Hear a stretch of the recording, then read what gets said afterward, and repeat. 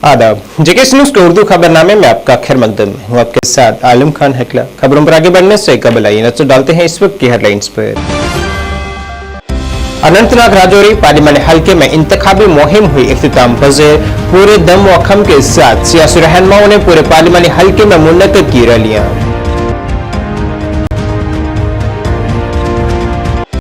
BJP ने Kolkata high court के फैसले का किया खैर मकदम। कहा, ममता बनर्जी ने ताकत का गलत इस्तेमाल कर सियासी मफाद किया है हासिल।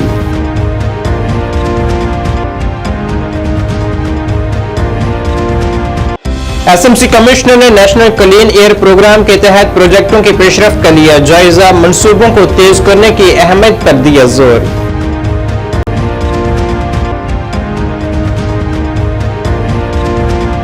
और शुमाल भारत में पड़ रही शदीद गर्मी से निजात हासिल करने के लिए सयाह वादी कश्मीर के खूबसूरत नजारों से हो रहे हैं लुत्फअंदोज।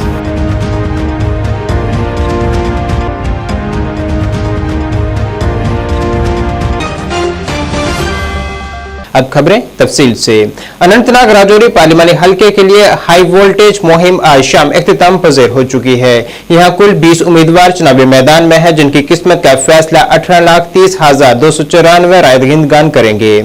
मज़कूरा पार्लियामानी नशिस्त पर इससे पहले 7 मई को तीसरे मरहले के तहत इंतखाबात तय पाए गए थे, मगर खराब मौसम की वजह से अब इसे 25 मई तक मुअत्तल किया गया था। आज इंतखाबी मुहिम के आखिरी दिन मुख्तलिफ जमातें अपने रहनुमाओं की हिमायत में रैलियां और रोड शोज मुनक्किद कर रही हैं। इसी के एक हिस्से के तौर पर आज जिला पुंछ के मेंढर कस्बे में बीजेपी की जानिब से एक बड़ी रैली निकाली गई है। ये रैली जम्मू कश्मीर अपनी पार्टी के मज़कूरा पार्लियामानी हल्के से उम्मीदवार जफर इकबाल मनहास की हिमायत में निकाली गई है, जिसमें बीजेपी के सीनियर रहनुमा और साबका नायब वज़ीर आला doctor Nirmal Singh, BJP leader और DDC member Mendhar engineer Wajid Bashir Khan Tikoo ने भी जफर इकबाल मनहास की साथ रैली की क़यादत की है।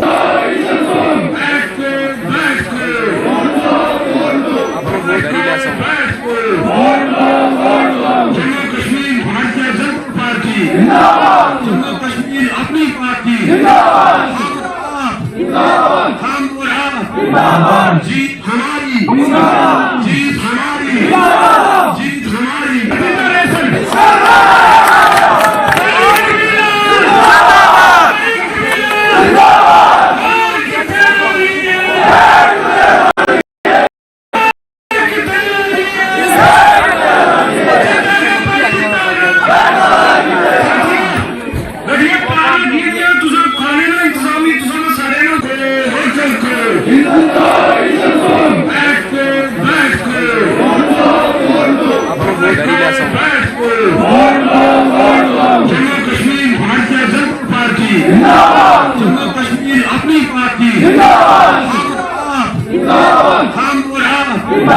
जीत हमारी, जीत हमारी, जीत हमारी।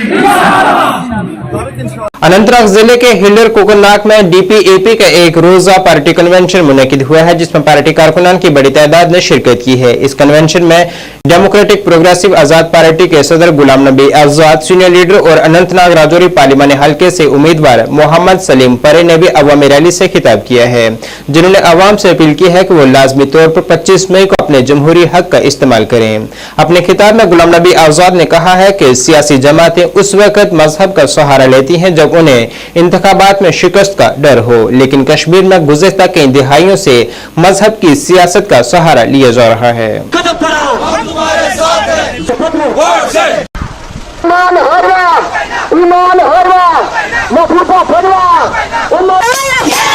नहीं चलेगा। पैलेट का पीएसए का जवाब वोट से होगा।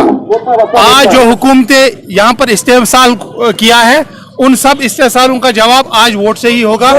मैं दरखास्त करूंगा, मैं गुजारिश करूंगा तमाम वोटरान से, डिस्ट्रिक्ट अनंतनाग, डिस्ट्रिक्ट कुलगाम, राजौरी, पुंछ, शोपियान से, कि आज अपने मतदान का इस्तेमाल करें और तब्दीली करें। बस कुलगाम जिले के डीएचपुरा इलाके में नेशनल कॉन्फ्रेंस के नायब सदर उमर अब्दुल्ला ने कहा है कि पीपल्स डेमोक्रेटिक पार्टी ने जम्मू कश्मीर में बीजेपी को 3 साल से ज्यादा अरसे तक हुकूमत करने में मदद की है, जिसकी वजह से दफा 370 को मनसूख किया गया है। उन्होंने कहा है कि जब तक अवाम नेशनल कॉन्फ्रेंस के साथ है, कोई भी पार्टी नेशनल कॉन्फ्रेंस को शिकस्त नहीं दे सकती। उन्होंने कहा है कि जिस तरह पीडीपी को बीजेपी की हिमायत हासिल थी, इसी तरह से बीजेपी भी नेशनल कॉन्फ्रेंस को शिकस्त देने के लिए अपने बल्ले के उम्मीदवार को हिमायत कर रही है। इन बातों का इजहार उन्होंने एक सियासी इज्तिमा से खिताब में किया है। जिस तरह आप 2008 में पार्लियामेंट में खामोश रही और आज आप मियां साहब के खिलाफ उंगली उठाते हो, कहते हो ये यहाँ का लोकल नहीं है। अरे ना, ये इतना ही यहाँ का लोकल है जितना आप हो। पार्लियामेंट हल्के में उम्मीदवार जो है 18 के 18 हल्कों में उसका घर हो ही नहीं सकता की सीट। ये कभी पोस्टपोन होना ही नहीं चाहिए। ये मौसम का बहाना बना के इन्होंने इस वक्त उसको पोस्टपोन किया था क्योंकि वो मौका देना चाहते थे जनाब होम मिनिस्टर साहब को यहाँ आने के लिए। अब चलिए, जो हुआ सो हुआ। आखिर अब कैंपेन का सिलसिला जो है खत्म होगा। 25 तारीख को लोग वोट डालेंगे। मेरी अनंतनाग, रजौरी, पुंछ, कुलगाम, शुपैया के बच्ची इलाके में सब वोटरों से मोतबाना गुजारिश है कि वो बढ़ चढ़ के बाहर आके अपने वोट का इस्तेमाल करें, हल्के बटन को दबाएं और जनाब मियां अल्ताफ साहब को एक मौका दें कि वो उनकी खिदमत और उनकी नुमाइंदगी कर सकें। ज़राए से अगर आपके पास कोई रील हो तो मेहरबानी करें हमें दे दीजिए, हम इलेक्शन कमीशन तक उसको पहुंचा देंगे। और अगर उनके पास बहुत ही ज़्यादा पैसा है तो थोड़ा हमारे तरफ भी दे दे, गरीब पार्टी है ना, अब हम कहीं इस्तेमाल कर लेंगे। एक तरफ से वजीर आजम साहब कहते हैं कि उन्होंने कभी हिंदू मुस्लिम किया नहीं। जम्मू कश्मीर अपनी पार्टी ने अनंतनाग मगरबी हल्के में एक रोड शो का एहतमाम किया है, जिसकी क़यादत सबका एमएलए अब्दुल रहीम राथर, जो हल्का इंचार्ज भी है, ने की है। इस रोड शो में बड़ी तादाद में पार्टी रहनुमाओं और कारकुनान ने शिरकत की है, जो कि मुख्तलिफ चौक चौराहों से होते हुए गुजरे। उन्होंने अपना पैगाम दे दिया है और आपको अब आना चाहिए क्योंकि हमने ठोकरें खाई हैं, हमने कोई आराम की सुकून की जिंदगी नहीं किया। देखिए, एक खानदान ने 3 पीढ़ियां हुकूमत की, दूसरे खानदान ने 2 पीढ़ियां हुकूमत की और अब इनको तसल्ली नहीं आ रही। पहले इनको आप जवाबदेह बना दीजिए, इनको कह दीजिए आपने हुकूमतें की, आपने यहाँ के लोगों को दिया क्या? आपने बेशक ऐश के, आप लंदन जाके वहाँ मजे उड़ा रहे थे जब यहाँ चीफ मिनिस्टर होते थे। आप मुंबई में ज्यादा टाइम गुजारते थे बनिस्बत श्रीनगर में या जम्मू में जब आप चीफ मिनिस्टर रहते थे। और आप भी ऐश, आपने पूरे खानदान के सब लोगों को नौकरी में लगा दिया सरकार में। तो आप अब इल्जाम लगाते हैं, कोई सबूत हो तो पेश करे।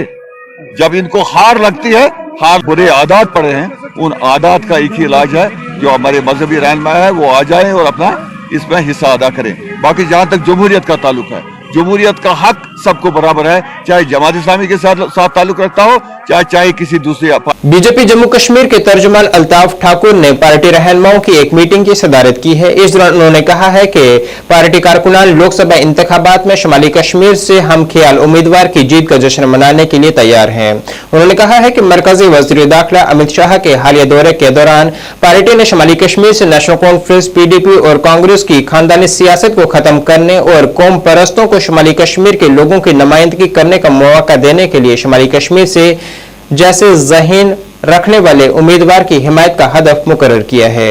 इस दौरान उन्होंने कपवाड़ा और बारामूला में रिकॉर्ड वोटिंग दर्ज होने पर आवाम को मुबारकबाद पेश की है। देखिए, कानून से बढ़कर कोई नहीं, कानून है। उसमें एक आम आदमी हो चाहे कोई बड़ा हो, सबके लिए इक्वल ट्रीटमेंट है। और खासकर मोदी रूल है, जहां कानून की बालादस्ती आजकल कश्मीर में है, लॉ एंड ऑर्डर की बालादस्ती है। अब वो स्टोन कल्टिंग का वक्त नहीं रहा, दहशतगर्दी का वक्त नहीं रहा कि आप कहीं भी कब्जा कर सकते हैं, या जिस तरह से पिछले रेजिम्स है वहां जिस तरह से बांटी जाती थी, वो दूर रख गया है। कानून सबके लिए बराबर है, कानून ने अपनी काम की है।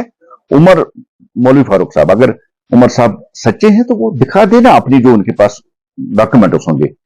लेकिन मौजूदा जो गवर्नमेंट है, इस गवर्नमेंट में इक्वल ट्रीटमेंट सबके लिए है, चाहे वो अमीर हो, चाहे वो गरीब हो, चाहे वो बड़ा हो, चाहे वो छोटा है। इक्वल ट्रीटमेंट हमारा ये आइडियोलॉजी है और हम इक्वल ट्रीटमेंट पे ही सब लोगों को हम ले रहे हैं। उमर साहब हो या जितने भी लोगों को एसीबी ने अरेस्ट किया है, हमें लगता है कि बहुत अच्छी एक ये सेटअप है, जिससे लोगों को कम से कम तो ये एहसास होगा कि आज की गवर्नमेंट।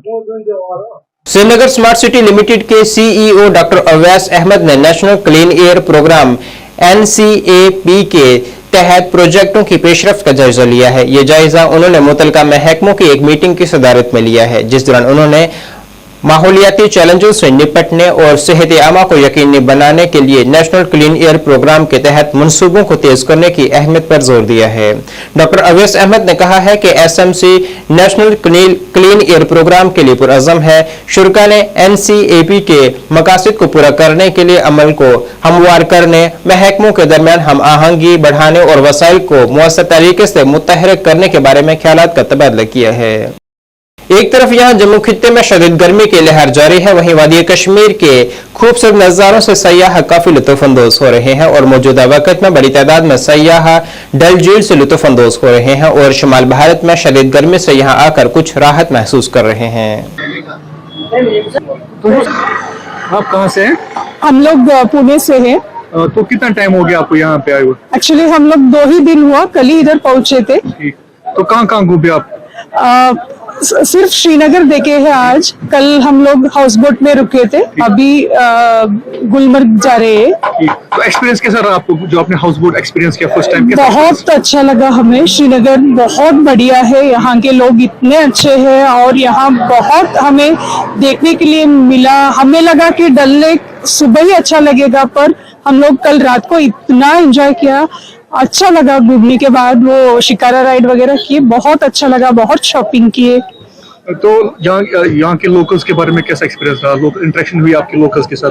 बहुत लोगों से हमारा इंटरेक्शन हुआ, बहुत बढ़िया लोग हैं, अच्छा है जगह, जन्नत सही से बोल रहे हैं, पैराडाइज इज हियर।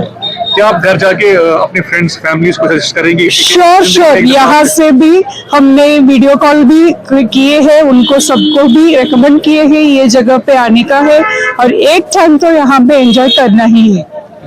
हम बताइए पहले अपना। मेरे नाम है सत्यनारायण। आप कहाँ से आए हैं? महाराष्ट्र पुणे से आए हम लोग। तो श्रीनगर पहली दफा आए हैं? ये पहले बार हम आए श्रीनगर के लिए। कल रात शाम को आए थे हम लोग। तो एक्सपीरियंस कैसा रहा आपका, जो कल से आप यहाँ पे आ रहे हैं? कैसा लगा एक्सपीरियंस? हाँ अच्छा था, बहुत अच्छा है। थोड़ा आते समय थोड़ा सा ट्रैफिक था, लेकिन बाकी सब बहुत अच्छा है। मतलब अभी हाउस बोट में हमने रुके एक दिन पूरा, वहाँ के लोग भी अच्छा है, यहाँ के पब्लिक भी बहुत सारा अच्छे बिहेव कर रहे हैं। मतलब इतना एक्सपेक्टेशन का कि कश्मीर आने के टाइम पे थोड़ा सा डर लगा था, लेकिन इधर आने की बात देखता हूँ, इतने अच्छे लोग है, बहुत बढ़िया लगा। टेम्परेचर के हवाले से बात, टेम्परेचर इस बार इतना एक्सपेक्टेशन नहीं था, गर्म लग रहा है। कल शाम को 7 बजे 7:30 बजे भी इतने धूप था, तो हमको थोड़ा डिसअपॉइंटमेंट हुआ, लेकिन हवा अच्छा था। शाम को हवा अच्छा है। प्रोबेबली अभी सोनमर्ग जा रहे हैं हम लोग, होप स्नो मिलेगी ऐसा लग रहा है, देखते। Thank you. बीजेपी ने कोलकाता हाईकोर्ट के उस फैसले का खैरमकदम किया है जिसमें 2010 के बाद से जाली तरीके से बनाए गए ओबीसी सर्टिफिकेट्स को मुस्तरद करने का हुक्म जारी किया गया है। जम्मू में एक प्रेस कॉन्फ्रेंस से खिताब करते हुए बीजेपी ओबीसी मोर्चा के सदर सुनील प्रजापति ने कहा है कि मजहब की बुनियाद पर सियासी फायदा हासिल करने के लिए मगरबी बंगाल की वज़ीर आला ममता बनर्जी ने अपनी ताकत का गलत इस्तेमाल किया है और आइन की भी खिलाफ वर्जी की है। कल कलकत्ता हाई कोर्ट की एक वर्डिक्ट आई है। उस वर्डिक्ट में जो कलकत्ता हाई कोर्ट है, उन्होंने एक फैसला दिया है। वो ये एक फैसला है कि कलकत्ता के वेस्ट बंगाल के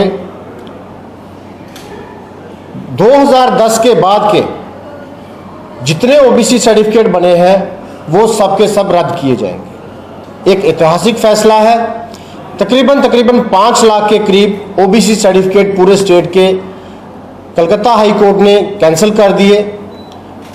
भारतीय जनता पार्टी इस फैसले का स्वागत करती है, क्योंकि उन्होंने संविधान को पहले आगे रखकर यह फैसला किया है। मैं आपके माध्यम से बताना चाहता हूं, ममता दीदी सरकार जो टीएमसी सरकार वेस्ट बंगाल में है 2011 से है, तो 2011 के बाद उन्होंने वेस्ट बंगाल में पॉलिटिक्स ऑफ अपीजमेंट, तुष्टीकरण की राजनीति करते हुए जो वहां का मुस्लिम समाज वोट बैंक की खातिर उनको इकट्ठा करने के लिए लगभग 118 कास्ट हैं जो सर्वे में नहीं आती थी, ना ही जो एनसीबीसी कमीशन है उसकी राय ली गई, उनको 118 कास्टों को ओबीसी के दायरे में लाया गया और वोट बैंक की पॉलिटिक्स करते हुए उनको ओबीसी का दर्जा दिया गया। और पिछले 12-14 सालों में जितनी भी नौकरियां सरकारी संसाधनों में आई उनको उनका बेनिफिट दिलवाया, सिर्फ वोट बैंक की खातिर। मैं कड़े शब्दों में इसकी निंदा करता हूं। राजौरी जिले के कोटरंका बुद्धल के दरिया अनस में गैर कानूनी कानकनी अरूज पर है और इसका खमियाजा खानाबदोश तबके को भुगतना पड़ रहा है, जिसमें आज दरिया अनस पर अचानक 3 भेड़ें गैर कानूनी तौर पर माइनिंग माफिया के गढ़ों में गिरकर मर गई हैं, जिसके बाद मकामी लोगों ने राजौरी बुद्धल रोड ब्लॉक कर एहतजाज शुरू किया है और जिला इंतजामिया और महकमा कानकनी से दरिया अनस पर गैर कानूनी तौर पर लूटमार करने वाले माइनिंग माफिया के खिलाफ कार्रवाई न करने पर भी सवाल उठाए हैं। एसएचओ बुद्धल ने मौके पर पहुंचकर मज़कूरा खानदान से बात की है और एहतजाज पर बैठे मुजाहिरीन को यकीन दिलाया है कि माइनिंग माफिया के खिलाफ जल्द अज जल्द कार्रवाई की जाएगी।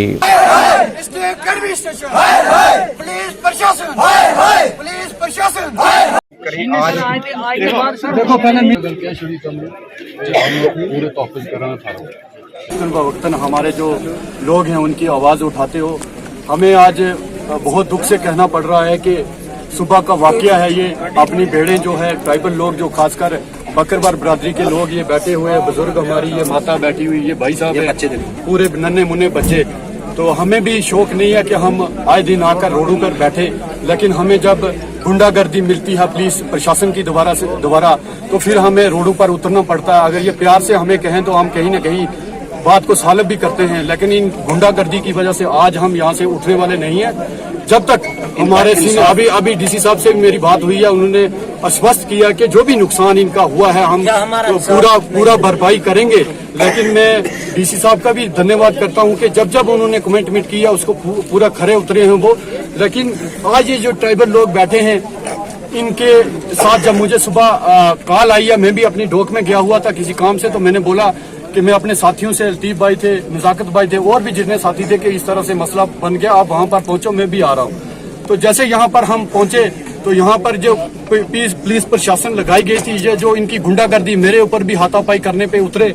लेकिन मैं इनको वाजिया कर देना चाहता हूँ कि आप लोग हमारी आवाज को नहीं दबा सकते। हम सच बोलना जानते हैं और हम यहाँ पर 90% जो मुस्लिम मेजॉरिटी लोग में रहते हैं और इन लोगों के तहफ़्फ़ुज़ की वजह से हम यहाँ पर रह रहे हैं। और साथ ही साथ मैं आपको ये भी बताना चाहता हूँ कि इन लोगों के ऊपर अगर जुल्म सितम होगा तो हम इनके साथ खड़े होंगे।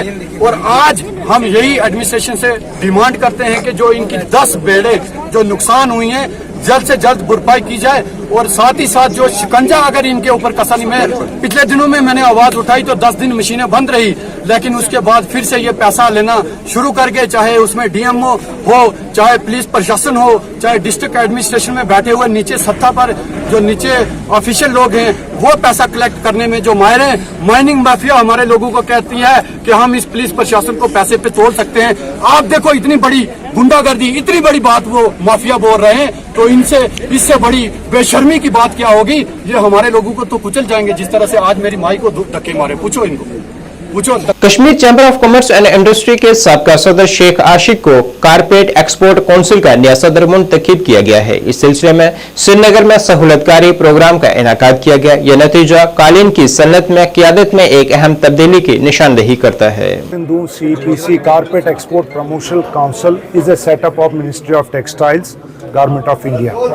इनका क्या होता है कि देखिए पॉलिसी मैटर्स जो होती है कारपेट इंडस्ट्री में क्या क्या होना चाहिए, ये सेंटर और स्टेट लेवल पे काम करती है। और ये फ़ख्र की बात है कि हम इसमें जीत के आगे।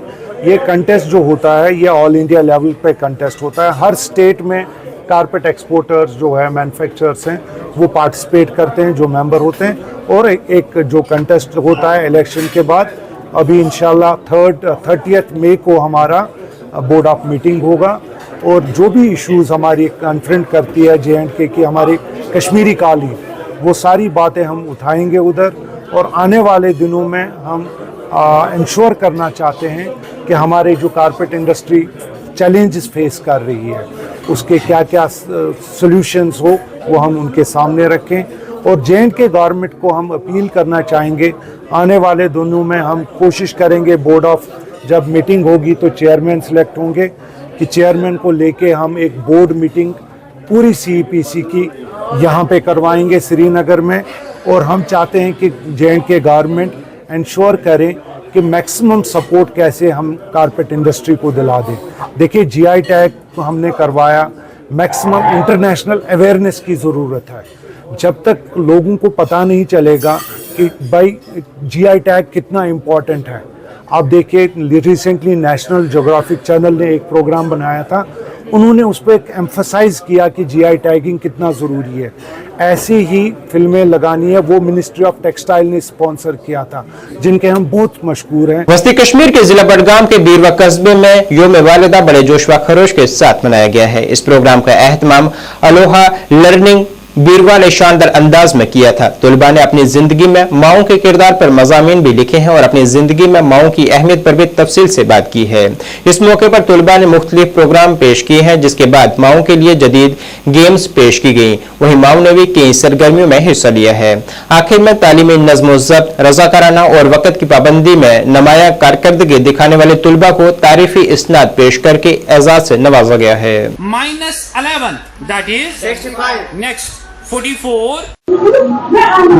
अल्लाह ताला का बहुत एहसान है जिसने हमें ये प्रोग्राम मुनक़िद करने की तौफ़ीक़ अता फरमाई।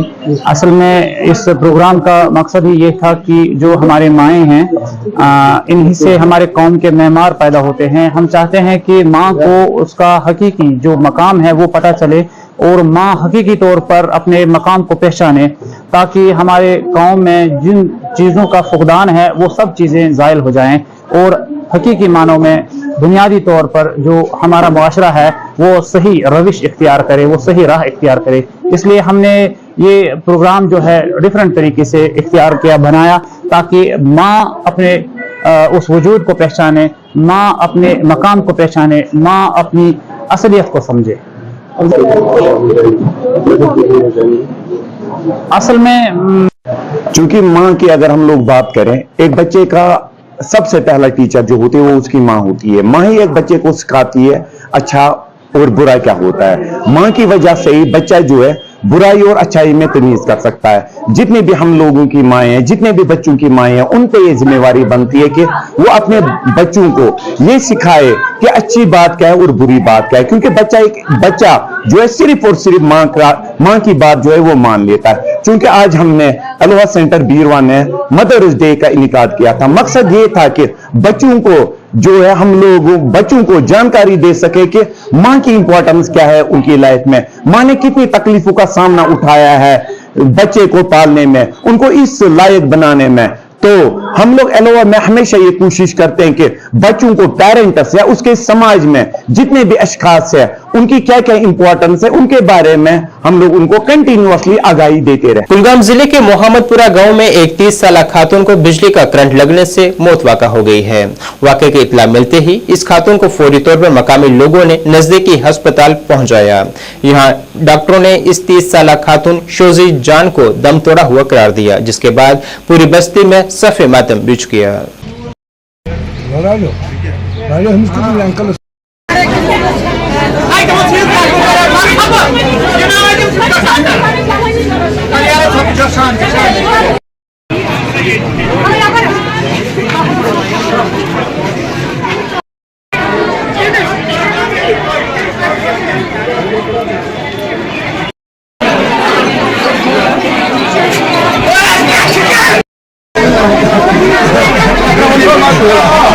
बांडीपुरा जिले के सिविल सोसाइटी के एक वफद ने सबका चेयरमैन म्यूनिसिपल कमेटी बांडीपुरा बशारत नजार की क़यादत में लेफ्टिनेंट गवर्नर मनोज सिन्हा से मुलाकात की है, जिसमें बांडीपुरा के कई अहम मसाइल को उजागर किया गया है। मीडिया से बात करते हुए बशारत हुसैन नजार ने कहा है कि लेफ्टिनेंट गवर्नर ने उनके मसाइल को मुस्बत जवाब दिया है और उन्हें जल्द अज जल्द हल करने की उम्मीद जाहिर की है।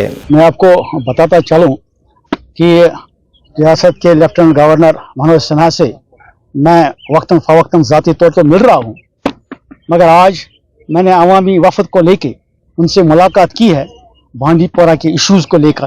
ख़ासकर हमारा जो लॉन्ग पेंडिंग इश्यूज़ है, जो सबों की एक डिमांड है कि जो श्रीनगर से गुरेज तक जो रोड है, क्योंकि बांडीपोरा वलोर के दामन में और वलोर के किनारे और पहाड़ों के दामन में आबाद है, तो रोड कनेक्टिविटीज़ की असल ज़रूरत है। तो हमने उनको ये मुतालबा उनके सामने रखा है कि बांडीपोरा गुरेज रोड को नेशनल हाईवे के रोड पर तरजीह दी जाए। और साथ ही हमने उनसे ये भी गुजारिश की है कि जो हमारा डिस्ट्रिक्ट अस्पताल बांडीपोरा है, इस पर करोड़ों रुपए का खर्च आया है, मगर सितम ज़रीफ़ी तो है यह है कि जो सहूलियात होनी चाहिए, जो डॉक्टरों की तैनाती होनी चाहिए, उस हवाले से वो सहूलियात मुबहम नहीं है। हमने उनसे गुजारिश की है कि डिस्ट्रिक्ट अस्पताल बांडीपोरा में माहिर डॉक्टरों के साथ साथ एक्सपर्ट तबी अमले की ज़रूरत है, उसको पूरा किया जाए। और हमने उनसे यह भी मुतालबा किया है कि बांडीपोरा एक ज़रख़ी ज़मीन है, यहाँ इल्म व अदब व आब के लिहाज से ये जाना जाता है। हमारी बेटियाँ, हमारी बहनें इल्म के नूर से फैज़ाब होने की गर्ज से श्रीनगर या बारामूला या सोपोर का रुख करना पड़ता है। और हमने उनसे गुजारिश की है कि बांडीपोरा में एक वुमेन्स डिग्री कॉलेज का होना ज़रूरी है। और साथ ही हमने उनसे यह भी मुतालबा किया है कि ज़िला हेडक्वार्टर होने के नाते बांडीपोरा में एक मेडिकल कॉलेज का क़याम एक नागज़ीर अमल है। जम्मू तवी रेलवे स्टेशन पर आज वंदे भारत रेलगाड़ी थोड़ी देर के लिए ताखीर का शिकार हुई है, क्योंकि मुबैना तौर पर रेलवे कॉलोनियों में पानी के बहरान पर कॉलोनियों में मुकीम और रेलवे अमले के अहले खाना ने एहतजाज किया है। कॉलोनी में मुकीम रेलवे अमले के अहले खाना आज दोपहर जम्मू तवी रेलवे स्टेशन पर रेलवे ट्रैक पर जमा हुए और क्वार्टर्स में पानी के फराहमी की किल्लत पर एहतजाज किया है। ताहम रेलवे प्रोटेक्शन फोर्स और रेलवे हुक्काम की एक टीम फौरी तौर पर हरकत में आई और सूरत हाल पर काबू पाया। इस दौरान कटरा से दिल्ली के दरमियान चलने वाली वंदे भारत को प्लेटफार्म से चंद मीटर पहले ही एक मुख्तसर वक्त के लिए रोकना पड़ा।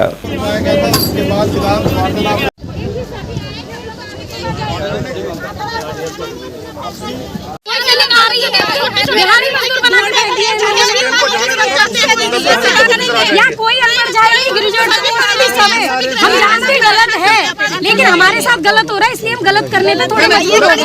गलत है, मैं जानती हूँ गलत कर रहे हैं, बहुत गलत है। हम पैसेंजर को बेमतलब तकलीफ दे रहे हैं, ये भी जानते हैं। मजबूर है, क्या करें? कट्टे क्वार्टर के हमें कोई तकलीफ नहीं मिल रही। पानी है, जब हम खरीद के पियेंगे पानी, हम खरीद के पी लेंगे। इनसे कहो हमारा रेलवे का रेंट माफ कर दे। जब इनकी बस्ती हो पानी का रेंट करने की, तो पानी का रेंट दिखाएंगे और पानी के बाद हो रहा है।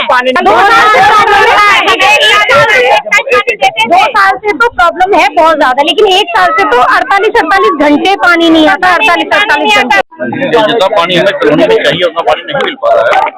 कुछ पानी बाई टैंकर के थ्रू सप्लाई किया जा रहा है, लेकिन उससे भी ये लोग संतुष्ट नहीं है। तो हमने ये मामला अभी उच्च अधिकारियों के संज्ञान में लाया है कि सर ऐसा है कि पानी कम है कॉलोनी में और इसको पानी उपलब्ध करवाया जाए। तो आशा करते हैं आज शाम तक कोई सोल्यूशन निकल आए। सभी अधिकारी अभी स्टेशन पे आएंगे और उनसे चर्चा करेंगे, तो शाम तक कोई सोल्यूशन निकल आता है तो बता दी जाएगी। भाई 2 गर्मी की देर से ट्रेन रोकी गई। वंदे भारत लगभग 15 मिनट पर इन्होंने रोकी है और इनकी सहमति से हमने ट्रैक खाली करवा के वंदे भारत को चलवा दी। क्या परेशानी आ रही है? आप रेलवे को रोकने को प्लेटफॉर्म पे आए? जी सर, हमारे यहाँ पे 2 साल से पानी की बहुत दिक्कत है, लेकिन 1 साल से तो पानी 4-5 दिन भी नहीं आता है। हम लोग टैंक से एडजस्ट करते हैं। टैंक भेजते हैं 3 दिन में एक बार या 4 दिन में एक बार। आप बताओ कितनी बाल्टी लेके जा सकते हो ऊपर के फ्लोर में? आप 3 या 4 या 5, इससे ज्यादा कितनी ले जाओगे आप? बहुत अब ना 6-7 महीने में तो हमें कम से कम कंटिन्यू पानी नहीं आ रहा। अगर एक टाइम देते हैं तो 2-3 मिनट पानी आता है, इसका प्रेशर ही नहीं होता पानी का। तो आप कैसे एडजस्ट करते हैं? आप बताओ अपने घर में कैसे एडजस्ट करोगे अगर पानी नहीं होगा? हम तो जैसे कर रहे हैं, आप बताओ। 2 दिन निकाल सकते हो, 3 महीने आप बताओ कैसे निकालोगे? कितने लोग होंगे? कम से कम आप लेके चलो, इस कॉलोनी में 100 तो घर तो होगा ही।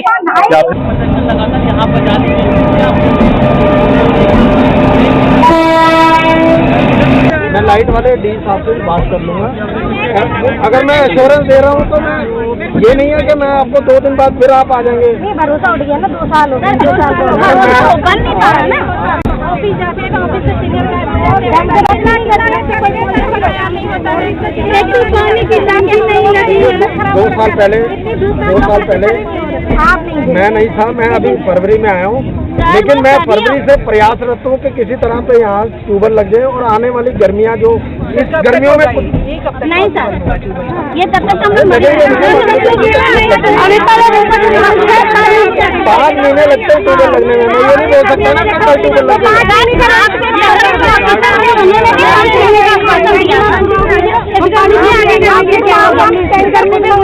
रेंट माफ करने का पावर इनके हाथ में नहीं है ना, पानी देने का पावर है। नाज़रीन, इस वक्त के उर्दू बुलेटिन में बस इतना ही। मुझे मेरी टीम के साथ दीजिए इजाजत। अल्लाह हाफिज।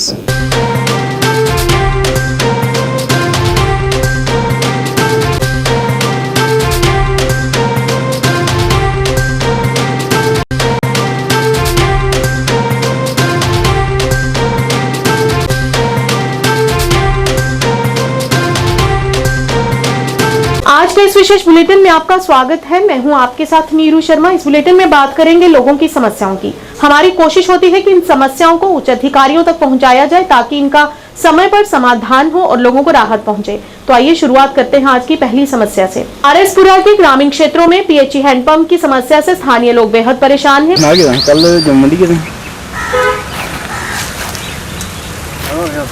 उनका कहना है कि जब ये लगाए गए थे उसी दौरान कुछ देर तक इसका पानी उपलब्ध होता रहा, लेकिन अब 12-13 सालों से ये हैंडपंप इसी तरह ज्यों के त्यों ही पड़े हुए हैं।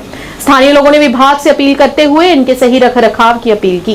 कुमार पिंड खुआसकियां रहने वाला, पंचायत हल्का दड़प और साढ़े पिंड ये जिहड़ा बड़ा हैंडपंप लग्या है अज तो 12-13 साल पहले इन्हें पानी ठीक दिता, लेकिन उसके बाद खराब होया। कई बार असें